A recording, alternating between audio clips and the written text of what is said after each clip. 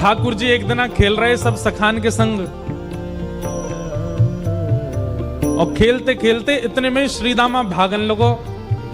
ठाकुर जी बोले, ए श्रीदामा कहां को जा रहे है? श्रीदामा बोलो, लाला ससुराल जा रहा हूं अपनी।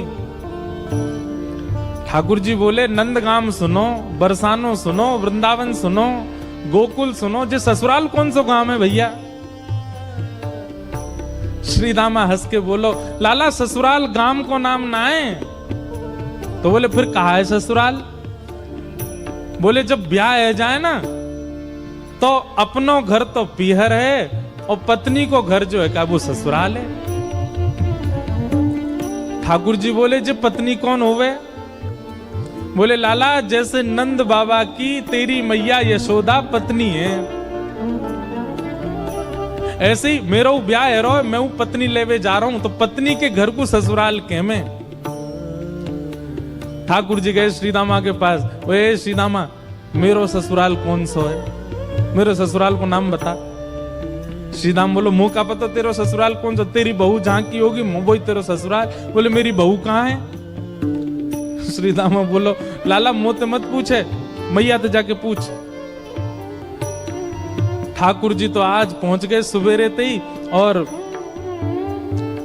यशोदा मैया से जाकर के रोने लगे। मैया बोली, काय गुरो रहा लाला? बोले, मैया तेने मुझसे इतनी बड़ी बात छिपाई। मैया बोली, कहा छुपा दियो मैंने? बोले, तेने मेरी ससुराल को नाम ना बतायो आज तक। मैं 3.5 बरस को बूढ़ा है गो, अभी तक मुंह मेरी ससुराल ना पतो, और वो श्रीदामा अपनी ससुराल गए बहू लेवे। यशोदा मैया बोली, लाला तेरी संगत सुधारनी पड़ेगी, सबरे सखा तो दिन ब दिन बिगाड़ते जा रहे हैं। लाला तूने एक बड़ो है जा, तेरी ससुराल है जाएगी। ठाकुर जी बोले, बड़े कैसे हूं मैं? बोले, जब खुद दूध पीन लगेगो, खुद नहान लगेगो, खुद तैयार है जाएगो, घर के सब काम अन्य करने लगेगो, तू बड़ो है जाएगो, तेरो ब्याह करा दूंगी। महाराज वही दिना ठाकुर जी गए, अपने सबरे पुराने लत्ता कपड़ा लेकर के आए, धोने लगे उन्हें, अपने आप दूध पीने लगे, अपने आप भोजन करने लगे, अपने आप ही उठ पटांग श्रृंगार करने लगे। शाम को बोले, मैया मैं बड़ो है गो, अब ब्याह करा दे मेरो। मैया बोली, वाह दिन में ही बड़ो है गो तू। मैया तो बोले, मैया देख तू बात ने मत बदले, बार बार मोते कह तू ऐसो कर तो ब्याह कराऊंगी, बड़ो है जा तो ब्याह कराऊंगी। अब सब काम मैंने कर दिए, घर के सब काम काज करने लगो मैं, देख अपना श्रृंगार खुद करके आऊं, देख कैसो लग रहा हूं मैं। मैया बोली, ओठ वाली चीज आंखन में लगा के आयो, आंख वाली ओठन में लगा के आयो, यूं करो बड़ो है गो मैं।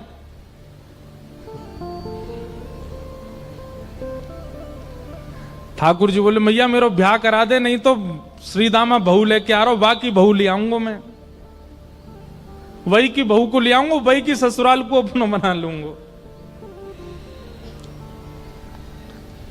तभी एक सखा दौड़ो दौड़ो आयो, बोले, ए लाला देख श्रीदामा बहू लेके आ गो। बहू को नाम सुनते ही ठाकुर जी तो मचल गए, लेके चल मुंह को जल्दी। मैया रोकने लगी, बोले, लाला ने सुधर के तो जा, कैसो बन के जा रहा है? ठाकुर जी तो दौड़े दौड़े गए, बोले, कहां ते आ रहे हो? बोले, वहां ते आ रही है, पालकी में बैठ के बाकी बहू आ रही है। ठाकुर जी पहुंच गए, बीच रास्ता में रोक ले, सबको कथा पता है। माधवी की मां ने पहले ही मना करके भेजा था कि बोले, तेरे सखा, तेरे पति जो श्रीदामा, उनके जो सखा कृष्ण है, उनको मुख मत दिखाइयो। ठाकुर जी पालकी में घुस गए, हाथ पांव जोड़ के कहने लगे, भाभी जी एक बार ने अपना मुख दिखाए दो, लेकिन माधवी ने नहीं दिखाया। अब देखो, भक्त नहीं चाह रहा है कि ठाकुर जी को मैं मुख दिखाऊं, पर ठाकुर जी तो देख रहे हैं ना। आप कितनों भी उनको देख लो, लेकिन आपके चित्त में भक्ति को संचार तभी होगी जब उनकी कटाक्ष आप पे पड़ेंगे। तो एक बात तो सिद्ध है कि यहां बैठे जितने भी हैं, एक बार भी यदि नाम के प्रति प्रेम आपके चित्त में बढ़ रहा है तो ठाकुर जी ने कभी तो देखे, भूल के ही सही देखे तो हैं हम, तभी हमारे चित्त में भाव उत्पन्न। ठाकुर जी कह रहे हैं देख ले, बड़े बड़े जोगी, बड़े बड़े तपस्वी, बड़े बड़े ध्यानी हमारे मुख को देखवे के काजे तड़पे, और हम तेरे सामने बैठे हैं, तू हमें मोहना दिखा रही अपनो। माधवी ने मुख नहीं दिखाया। ठाकुर जी बोले ठीक है, तड़पेगी मुख को देखवे के काजे। माधवी बोली मोए ना तड़पनो, मेरे पास मेरो खसम है, वही देख लूंगी, तुम्हें काहे को देखना। ठाकुर जी बोले वचन दे के जा रहा हूं, तड़पेगी। जैसे छोटे से बालक कभी कभी बड़ी बड़ी बात करते हैं तो बड़े लोग उसको मजाक में लेते हैं, ऐसी माधवी ने भी मजाक में लिया, देखा ही नहीं ठाकुर जी को।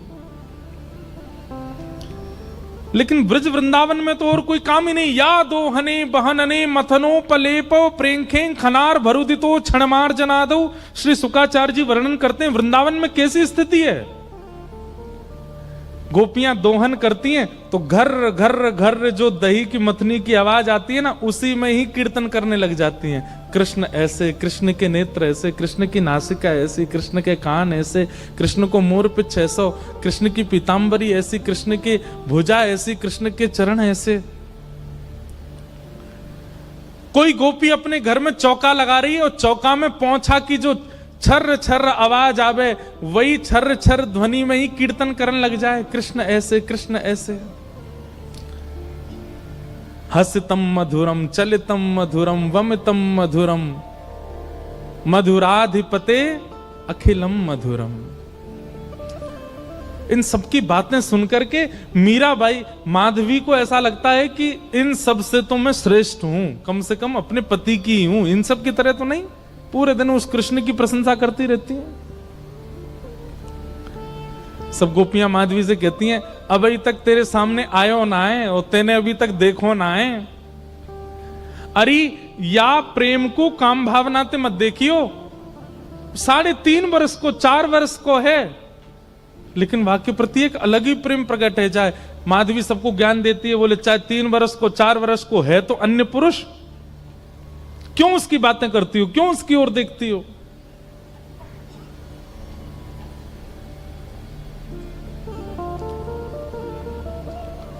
लेकिन 24 घंटे गोपियों के बीच में रहती माधवी को और कोई चर्चा ही नहीं सुनाई देती।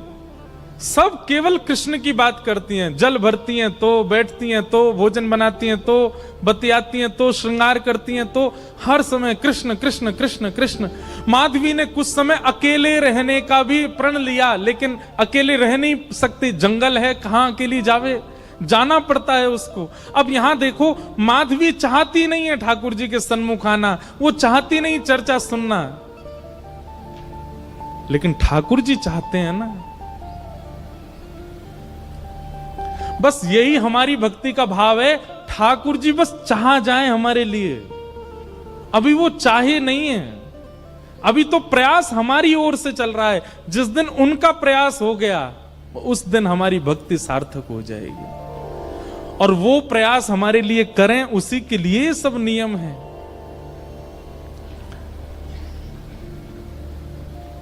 अब तो माधवी 24 घंटा ठाकुर जी का नाम सुनती है। एक दिन रात में सोई तो अब कानों में कृष्ण कृष्ण कृष्ण कृष्ण गूंज रहा है, तो कान बंद करती, पता नहीं पूरे दिन इतना नाम सुनती हूं कि अब तो कानों में भी यही गूंजता है। कान बंद करके सोती है तो स्वप्न में कृष्ण ऐसे हैं। अब कृष्ण देखे नहीं है, लेकिन उसको श्याम वर्ण, पीली पीतांबरी, वंशी, मोर पिछ सब अनुभव होता है। उठ के बैठ जाती है, नेत्रों को मीटती है, क्या करूं मैं, नहीं चाहती है स्वप्न मुझे आवे। श्याम दृगन की चोट बुरी रे, श्याम दृगन की चोट। ठाकुर जी देख लेंगे तो ऐसे है जाओ। अब धीरे धीरे माधवी की स्थिति ऐसी होने लगी कि अब वो ना चाह करके भी कृष्णमयी ही हो गई है। रात्रि में सोती, अचानक उठ बैठती है, ऐसा लगता है मानो जैसे उसका हाथ पकड़ लिया हो। रात्रि में सोती, अचानक से मोगरा की सुगंधी आने लगती है, गुलाब की सुगंधी आने लगती है, उठ के बैठ के डर जाती है, कौन आ गया। अब तो स्थिति ऐसी हो गई कि आधी रात और माधवी को ऐसा लगता है कि भोर हो गई, और तुरंत उठ करके जल्दी जल्दी वस्त्र धारण करती है, मटका उठाती है और दौड़ करके जाती है। अरे विलंब है गयो, इतनी देर है गई, मैं अभी तक उठी नहीं, जबकि है आधी रात। दिन रात सब परिवर्तित हो गया।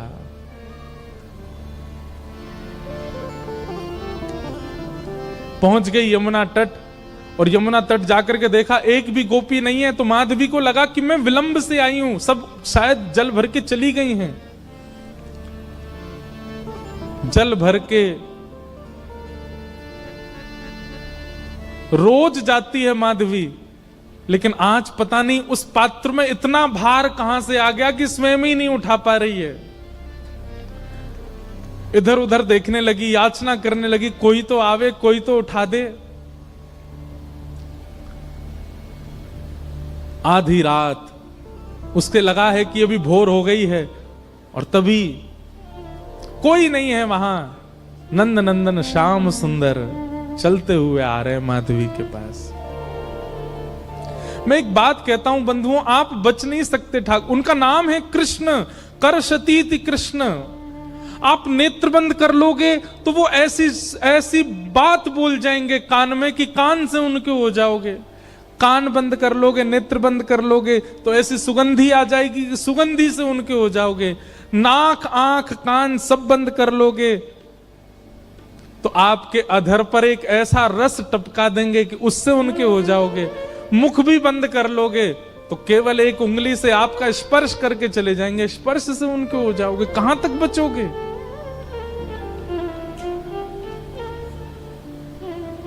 माधवी की मति घूम गई है। आधी रात ही आ गई और तभी ठाकुर जी वहां पहुंच गए। पहले तो चाल देखी तो चाल पर मोहित हुई, फिर जब वक्ष देखा तो वक्ष पर, जब हाथ देखे तो हाथ की चलन पर मोहित हो गई, और मुख देखा तो भूल गई सुध बुध।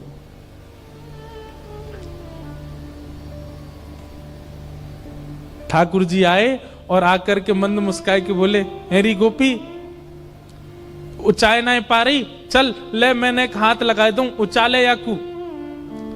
और एक तरफ से माधवी ने मटकी पकड़ी और दूसरी तरफ से ठाकुर जी आकर के नन्हे से गोपाल जी ने जैसे ही हाथ लगाया मटकी उठने लगी। लेकिन मटकी पर नेक सहारा देते माधवी रख लेती, ऐसा नहीं। ठाकुर जी मटकी उछा के, जैसे जैसे मटकी उछ रही है वैसे वैसे ठाकुर जी लंबे होते जा रहे हैं और बिल्कुल माधवी के नेत्रन के सामने आकर के खड़े है गए।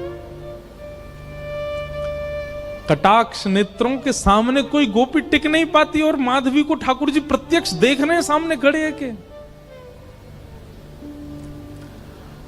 और वो एक क्षण के लिए जो रूप माधुरी का दर्शन हुआ,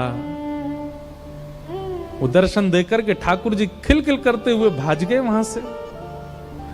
अब माधवी चाहती है कि पीछे भागे, लेकिन पैर स्तब्ध हो गए। माधवी चाहती है कि चिल्लाए कि रुक जाओ, पर बोल नहीं पा रही है। माधवी चाहती है कि इधर गए मैं नेत्र घुमा करके देख लूं, पर नेत्र घूम नहीं पा रहे। पूरा शरीर मानो जैसे एक स्थूल स्तब्ध एक मूर्तिमंत की तरह खड़ा हो गया है। केवल नेत्रों से अश्रु गिर रहे हैं, कुछ नहीं कर पा रही, बेसुध है माधवी।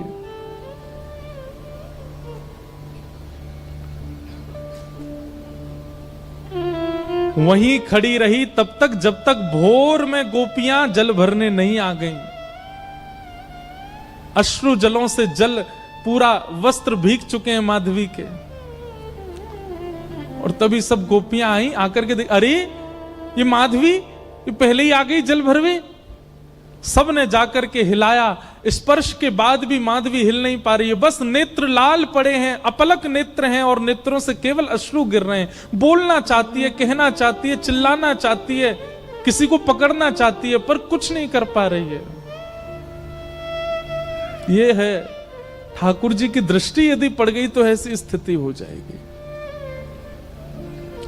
तब एक गोपी गई और यमुना जल लेकर के जैसे ही माधवी के मुख पे छिड़को, माधवी तुरंत सचल जैसी हो गई और धड़ाम से मूर्छित होकर गिरी। गोपियां सब उसके चरण मसलने लगी, हाथ पकड़ने लगी, सिर सहलाने लगी। और जैसे ही होश में आई, होश में आती बस रो रही है और पूछ रही है वो कहां है, मोहिनी मूरत सांवली सूरत। वो कहाँ है? श्याम दृगन की चोट बुरी रे, श्याम दृगन की चोट बुरी है, श्याम दृगन